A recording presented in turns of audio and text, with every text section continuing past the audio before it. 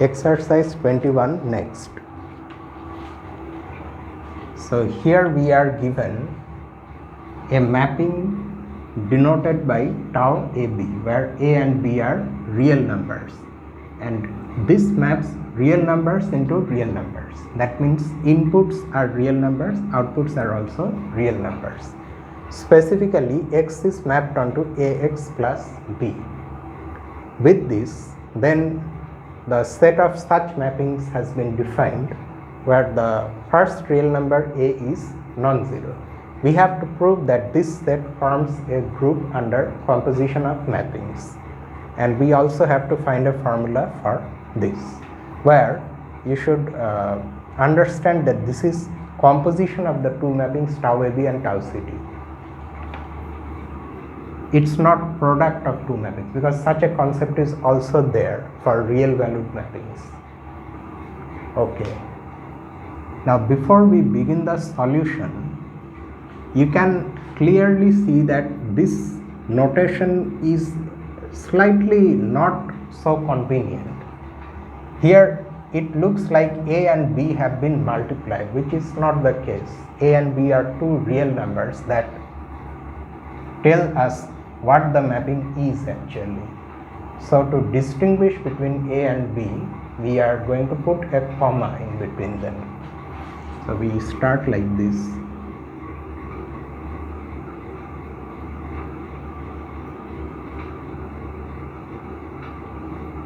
For the sake of clarity, we denote tau AB by tau A comma B. Okay. Now we are going to concentrate on the specific tau ABs where A is non-zero. So let A and B be real numbers such that A is non-zero.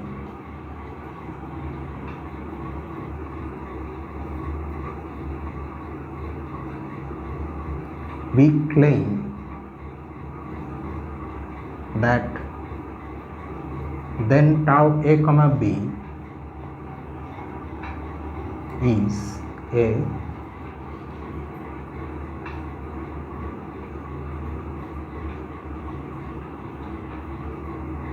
bijective map on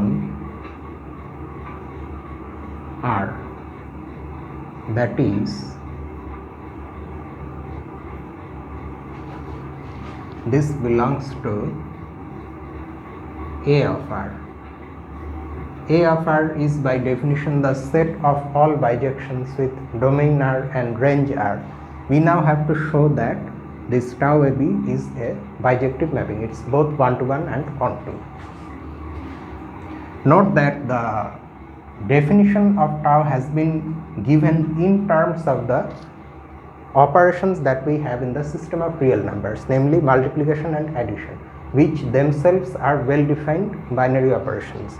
So here we don't have any need to verify that tau AB is well defined. It is automatically. If you want, you can see that equal inputs give you equal outputs. That's why it is well defined. Okay. Now let us show that tau AB is one-to-one first. Let x1 and x2 be two real numbers such that x1 tau A comma B is equal to this. Then ax1 plus b is equal to ax2 plus b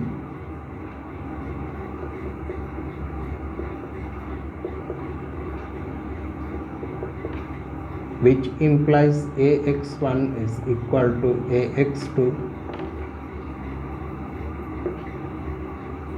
Since a is non-zero,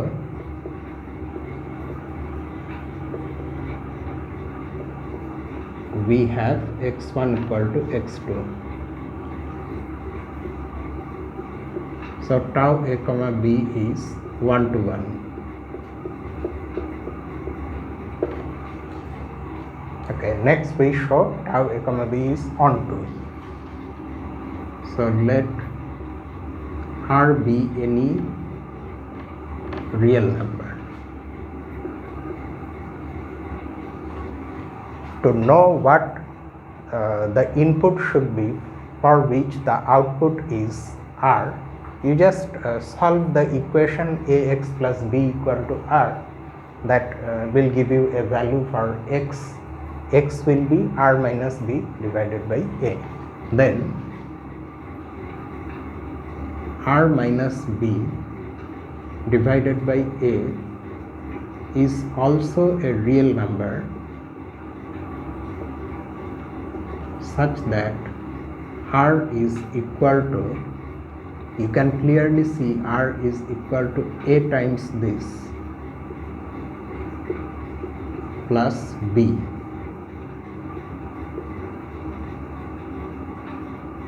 which is the tau a comma b image of this. So that's it. This proves that tau a comma b is onto.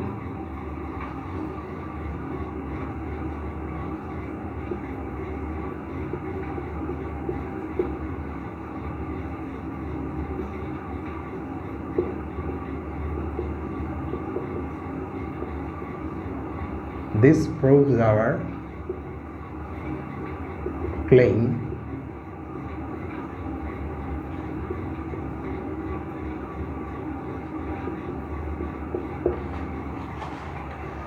Now, because we have chosen a to be non-zero, note how non-zeroness of a has been used to prove that the corresponding function is 1 to 1, without which it will not be 1 to 1.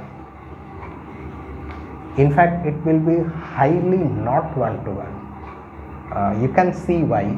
If a is 0, then tau ab maps all the real numbers constantly onto b. So there is only one image. So clearly it cannot be 1 to 1. It's as far away from 1 to 1ness as possible. It's a constant function in that case. Okay, so now what we have proved?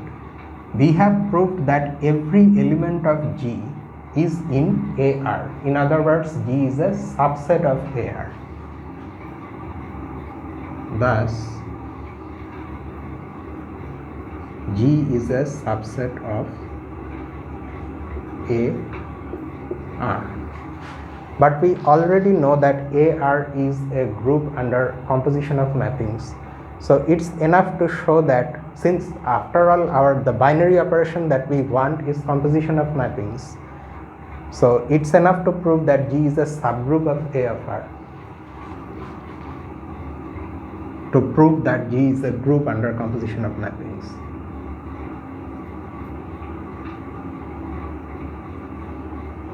So it's enough to prove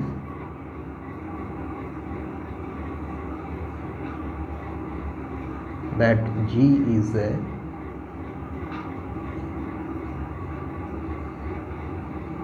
subgroup of R. Now it's obvious that G is non-empty. You just take any non-zero value of A and any value of B, say tau 1 comma 0, that is there in G.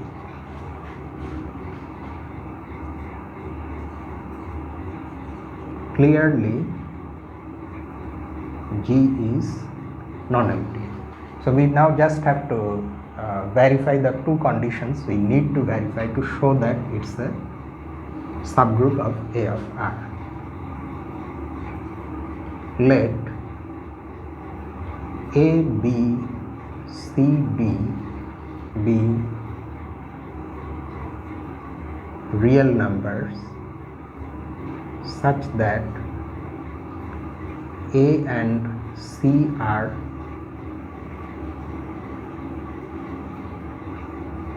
non-zero. Okay.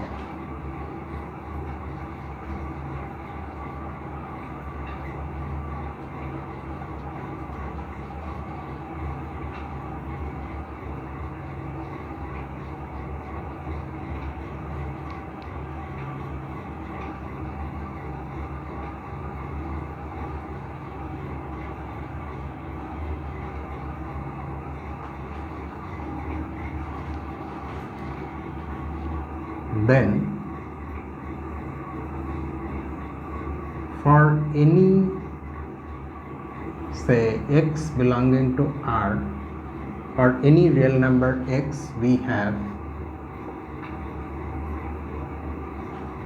want to calculate the effect of this composition on x, a comma b and c comma d. Don't forget that we are writing input to the left of the function. So first we would apply tau a comma b on x, and then on the result we will apply tau c comma d. So the first application gives us ax plus b, and the second application gives us c times ax plus b plus d, which turns out to be equal to cax or acx, same thing, acx plus bc plus d. Now you look at this expression carefully. This is nothing but the image of x under the mapping AC comma BC plus D, because we have multiplied x by AC, and with that we have added BC plus D. One more thing we need to observe is this: since A and C are non-zero, so is O. I should have written one more thing before writing this line: AC plus AC BC plus D, and hence, since this is true for this is equal to this, which is true for any real number x, so it is true for all real numbers x. That means these two functions are the same, their images are identical, and hence tau a comma b times tau c comma d is equal to AC comma BC plus D. Now perhaps you can understand why we need a comma. BC plus D. Okay. Now we invoke the condition that A and C are both non-zero. Since these are non-zero, so is AC. So AC is also non-zero, so the first real number here is again non-zero. This proves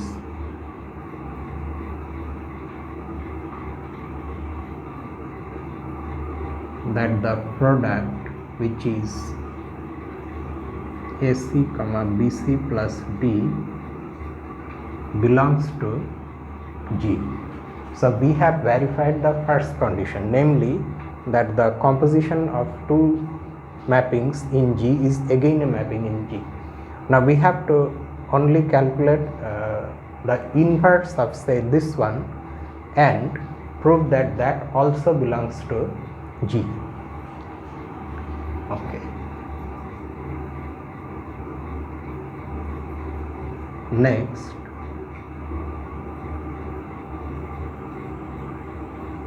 for any x belonging to R,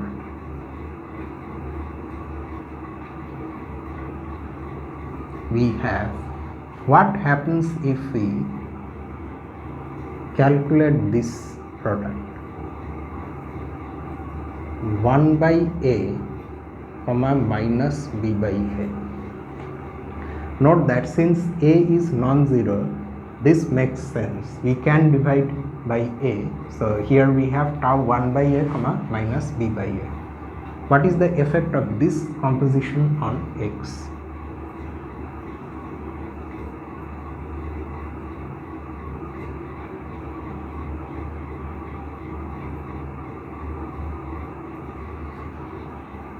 So this gives us AX plus B. On that we are applying this. We should really not have written it like this, the argument in one line and the function in another line, but we don't have space, so you can understand we are applying this function on this argument. So that gives us 1 by A times AX plus B minus B by A. And if you simplify this, you can clearly see this will be equal to X. So this composition is nothing but the identity map on R.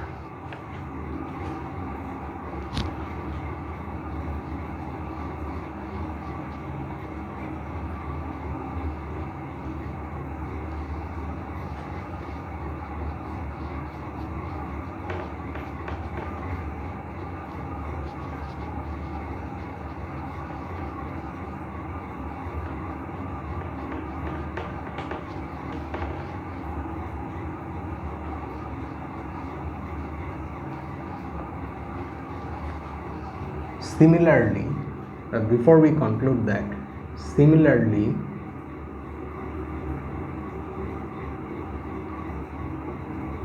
tau 1 by A comma minus B by A, tau A comma B applied on X is also equal to X. Thus, we can write directly, this will be the inverse of this. Inverse where? Inverse in the original A of R, in the group of bijective mappings on R.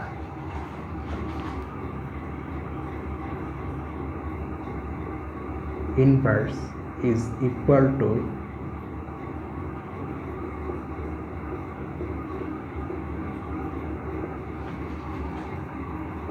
since 1 by A is not equal to 0, we have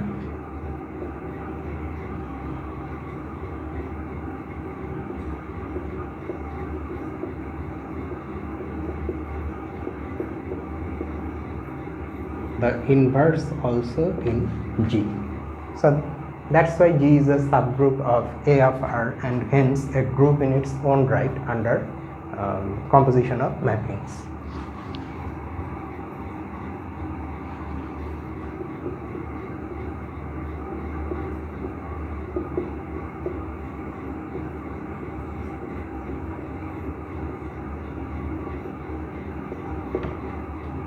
It's enough to write only this much, and in the course of this solution we have also found the formula for this product. It turns out to be equal to this.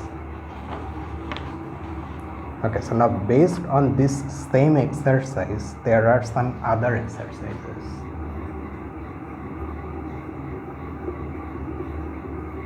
Exercise 22. In exercise 21,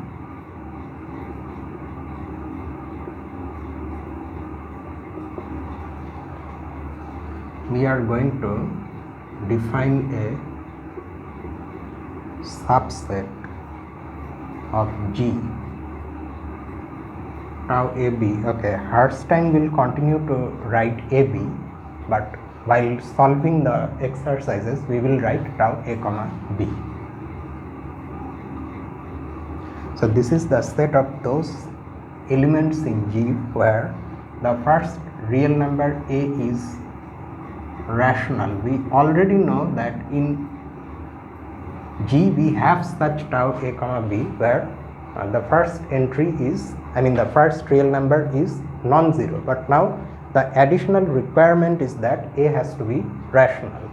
So it's the collection, H is the collection of such elements in G. Show that H is a subgroup of G.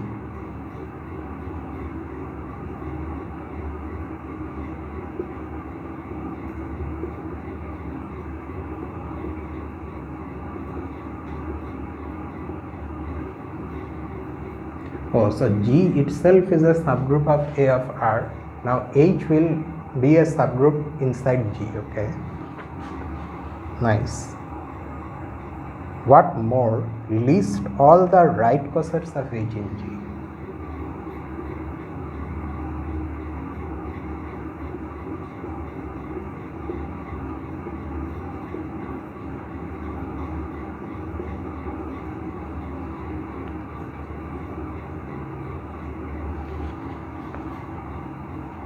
And all the left cosets of H in G.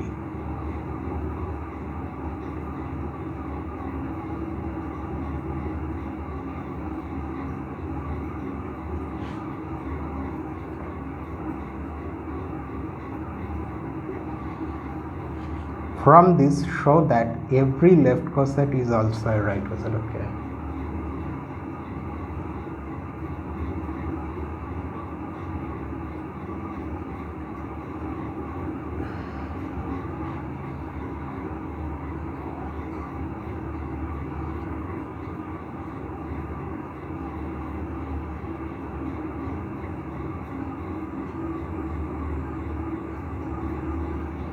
Is also a right coset of H in G.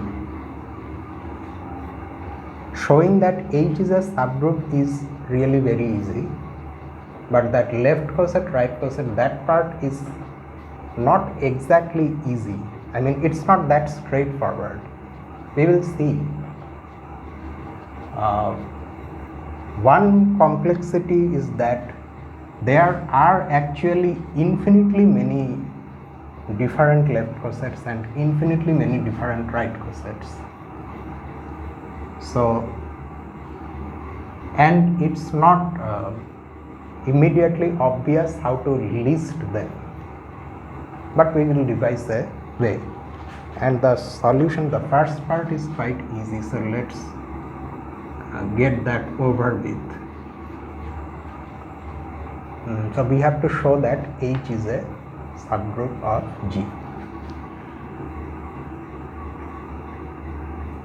So we start off in the familiar manner. Clearly H is non-empty, because that example of tau AB that we considered in G to show that G is non-empty, namely tau 1 comma 0, there the one, that A value is 1, which is rational number, so it also belongs to H actually. So H is also non-empty. Let tau AB and tau CD belong to H. That means now not only are A and C non-zero, but they are rational numbers. Then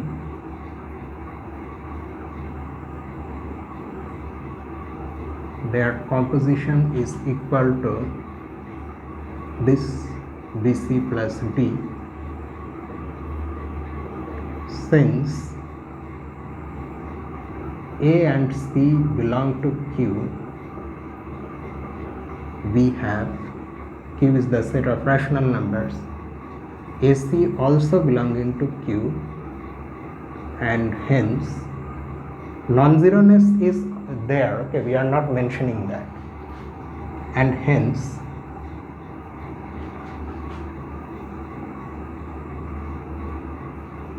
this product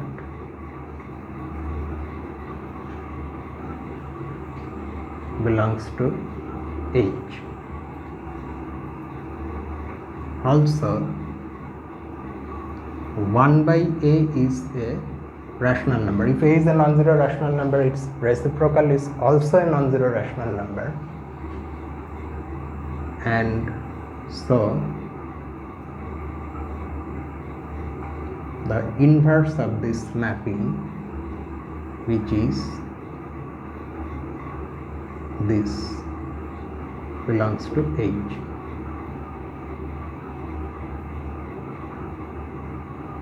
Thus H is a subgroup of G. And this part is quite straightforward. But now what to do about the right cosets? For that, let us do this.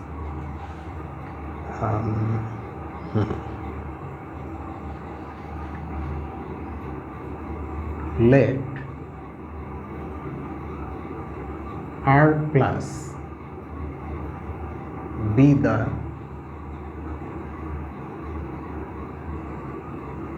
group of all positive real numbers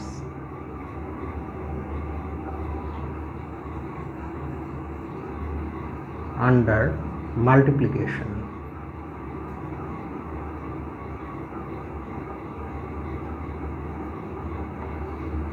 It's easy to see that positive real numbers form a group under multiplication. Product of any two positive real numbers is a positive real number. Product of real numbers is associative, so in particular that continues to be true if the real numbers involved are positive. The identity element is 1, and the inverse of every positive real number is its reciprocal with respect to multiplication, which is again a positive real number. So that's it, it's a group. In fact, it's an abelian group. And Q plus be the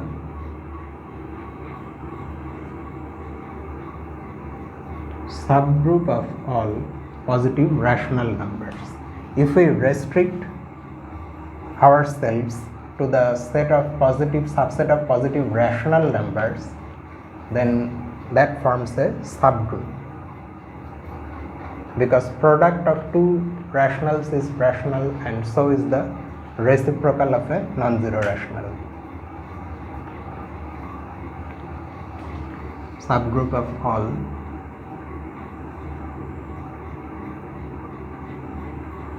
positive rational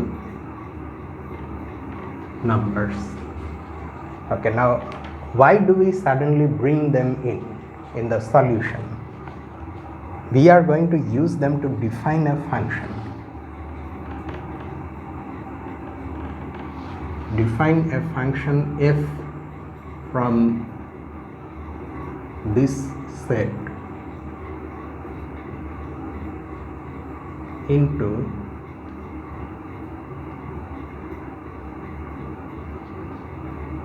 this set.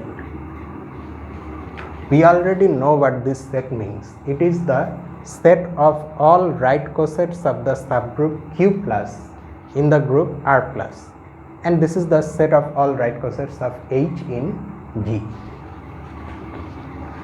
Define this by this formula.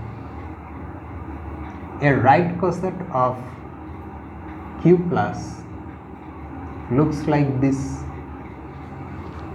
where X is any real number, because Q plus is the subgroup. Its F image is defined to be equal to what is it? H tau X, okay. H tau X comma 0. Okay, fine. I forgot what we get with this. I think somehow this function will be shown to be a bijective mapping, proving that there are as many right cosets of H in G as many right cosets there are of Q plus in R plus. Both are going to be infinite, but there will be a one-to-one correspondence. So using that, one can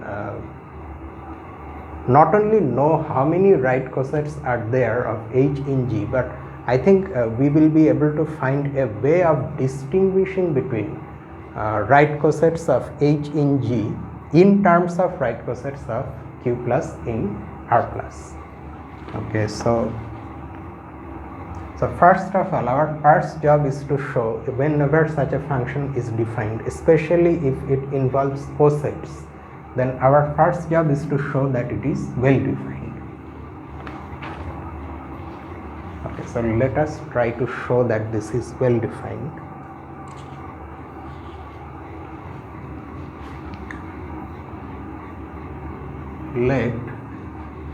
Before showing that equal inputs give us equal outputs, let us see whether we have actually got a right coset of H in G. H is there, fine. What is this? Tau x comma 0.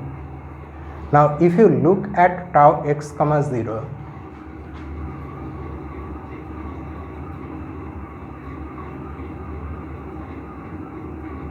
it has to come from G, right? Okay.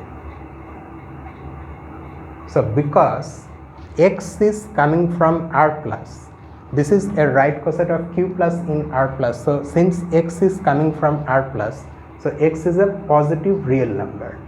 So x is a real number which is positive. That means x is not equal to 0. So this is an element in G by the definition of G. So yes, this is a right coset of H in G. So this is an element in this set. So that there is no doubt about that. That part has no problem.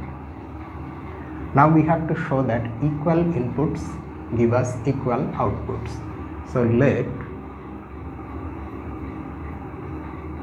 x and y be two positive real numbers such that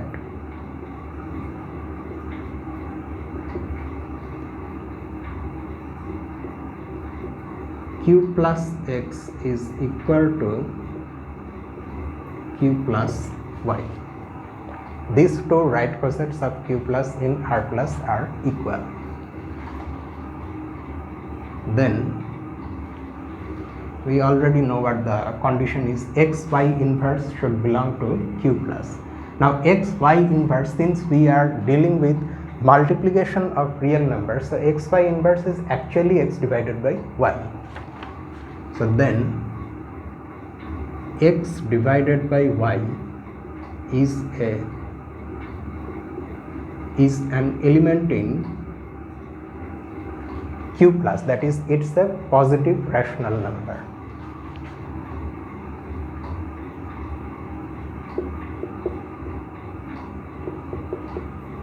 This implies what? If x divided by y is a positive rational number, then that means x by y can be taken here as the first element of that function. So this implies tau x divided by y comma 0 belongs to G. Okay. Tau x divided by y. Oh, it not only belongs to G, but it actually belongs to H, no? Because this is not only non-zero, but it's in fact a rational number. So this belongs to H. Okay. This belongs to H, and since I think I have understood what is to be done. X comma 0 tau y comma 0 inverse. Okay, what happens when we calculate this tau y comma 0 inverse? This gives us x comma 0 1 by a, that is 1 by y minus b by a, which stays 0, minus 0 by y, is equal to, according to our formula for this product, namely this one, x times 1 by y comma bc plus d. So 0 times 1 by y plus 0, that means 0.